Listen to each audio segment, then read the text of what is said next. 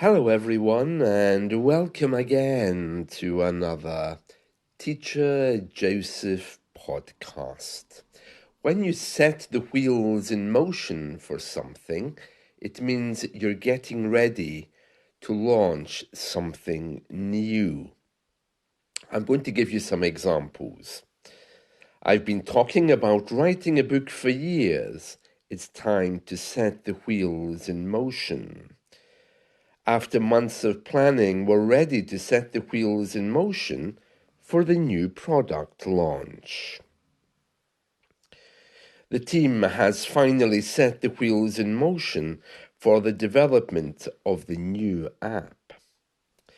Joining the gym today sets the wheels in motion for my fitness journey. Yeah, that's really true, of course. Like I'm ever going to join a gym. But anyway, yes, so when you set the wheels in motion, it means you take steps to make sure something is ready to begin. Now, you'll hear in each of those examples there, the project hasn't started. Okay, it's just being prepared. Here's another one. Filing the paperwork tomorrow will set the wheels in motion for the court case. So the best way to picture this is of a car moving you from the airport to the terminal, ready for you to carry on with your journey, setting the wheels in motion.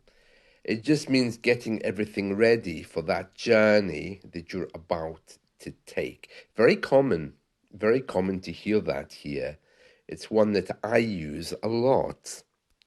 Setting the wheels in motion. Now it says here in a newspaper story from today's media that paganism is the fastest growing religious group in our military.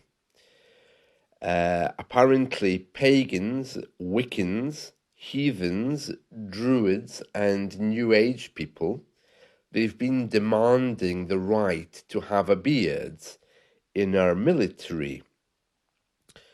Followers who typically have beards as a lifestyle choice numbered 660 at the start of the year across all of our military services, which is up 144% from 270 in April 2020.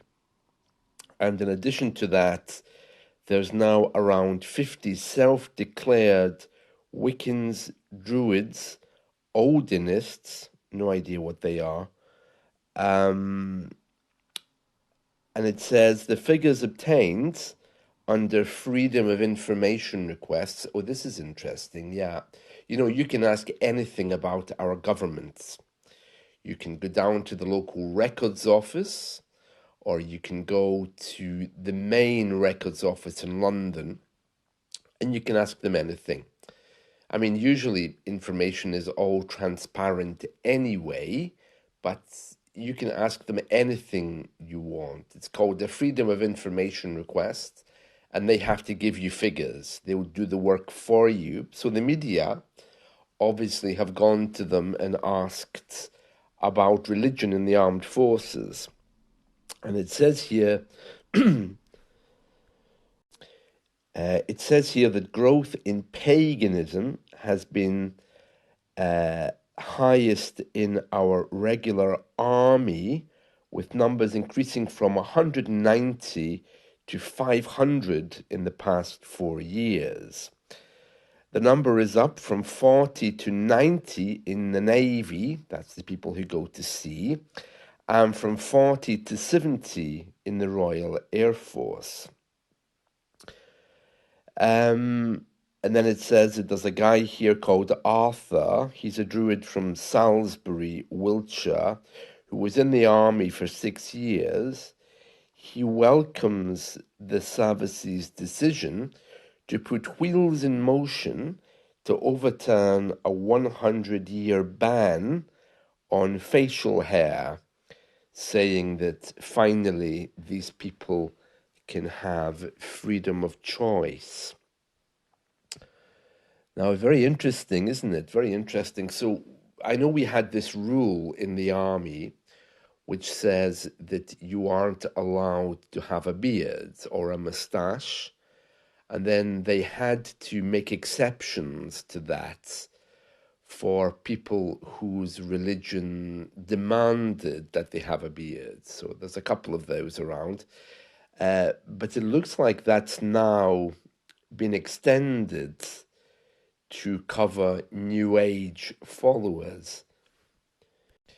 I suppose it must have been an issue of security, because if you have a long beard, I'm sure somebody could attack you or set fire to it or something. I guess that's why they didn't allow it, I suppose. But I seem to remember that during World War One, that many people had beards. I'm sure I've seen pictures of army sergeants with beards. Maybe that's after they've retired, or maybe it's because they were leaders, because leaders often have beards, don't they? If you look at any dictators in movies, they always have facial hair, don't they? I can think of at least one or two I've seen who've had beards. So finally, they're putting the wheels in motion to allow other people to have beards as well. Very interesting, isn't it? That our army didn't allow facial hair. I know that Britain, generally speaking, was never very comfortable with mustaches and beards in the workplace, especially in office-based settings. Now, I remember working somewhere in 2004 with a language school, and I started to grow a beard, and they took me into a room and asked me why I was growing it. And I didn't really have an answer. I mean, it just was a fashion at the time. And I was told, get rid of it or get fired. That was the choices. Now, I was really kind of shocked at that, but it did remind me. I mean, I had known before that some industries in the UK, they really, really don't like beards. I think it has something to do with something to do with just looking clean and smart. I think that's what it was, because when a beard begins to grow in, it can look a little bit messy for the first few weeks, depending on how it's grown, of course. Anyway, the beard didn't last long because they take a lot of work to maintain those things, you know. So anyway, I shaved it off, but it's also about authority and power. If your boss tells you to do something, you have to do it. But I would imagine these days, I mean, beards are very fashionable. I don't think they're allowed to simply tell you to get rid of the beard. Oh my goodness me, I don't know where my voice is going today. So, yeah, they can't simply tell you now, shave off the beard. You have a perfect right, I think, to have it. But yeah, 20 years ago, that right wasn't there. So there we are. Our military are now becoming pagans, druids, and Wiccans. So pagans and druids and Wiccans are the people who more or less are very interested in nature.